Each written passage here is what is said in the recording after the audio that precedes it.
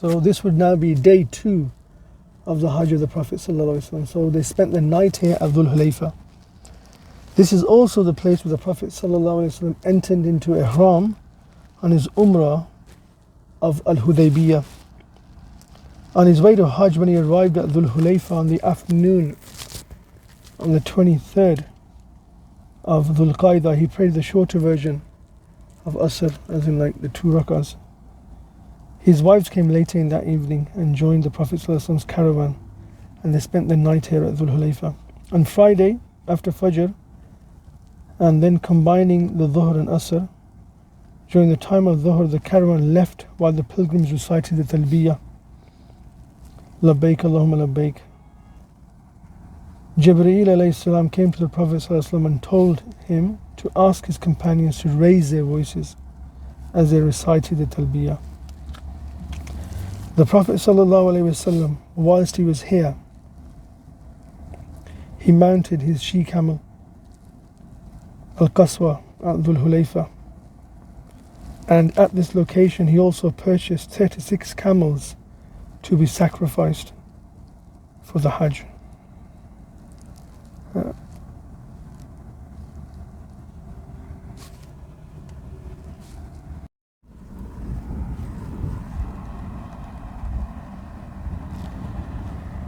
So also in the environs of Dhul Hulayfa, there used to be a masjid that stood here by the name of Masjid al-Shajara. And whenever the Prophet ﷺ would leave Medina heading in the direction of the masjid, in the direction of Mecca, he would stop at this location known as the Mosque of the Tree by the Sahaba.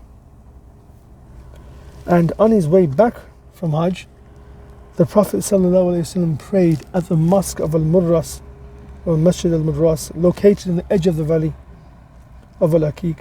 Over the years, the Prophet ﷺ usually stopped and prayed at this location when he was on his way back from Mecca. He would spend part of the night in this location before he would enter Medina the next morning. Sayyidina Abdullah ibn Umar relates that the Prophet ﷺ would stop and pray at the Mosque of the Tree on his way to Mecca, and on his return to Medina he would stop and pray at Dhul Hulayfa in the middle of the valley and spend the night. He would take the Ash-Shajara path on his way to Mecca, and he would return via the path of Al-Murras. And in this location, both of those masjids, or those resting points of the Messenger ﷺ, are located.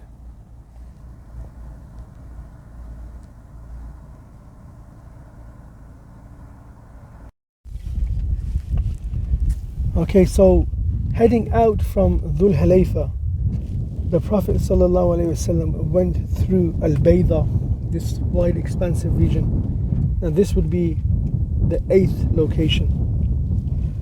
Bayda, as described by the Prophet ﷺ, is outside of the sacred precinct of the Haram, and it is adjacent to Dhul Hulayfa, which is part of the Haram.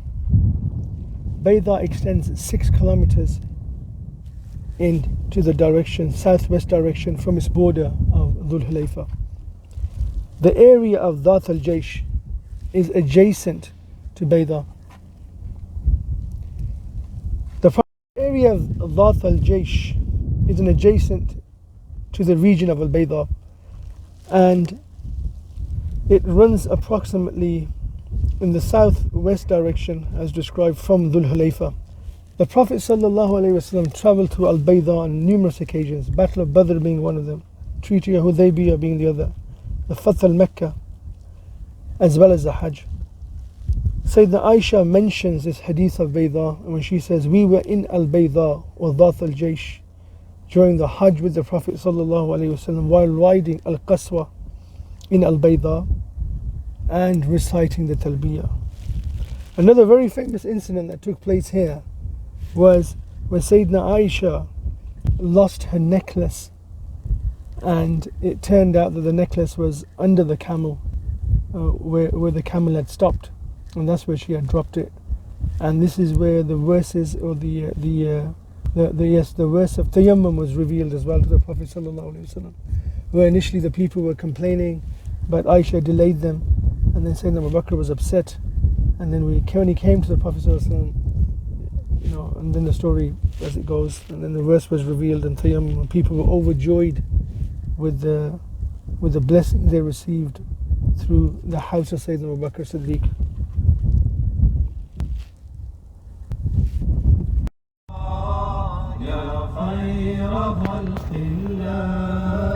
والآل والأصحاب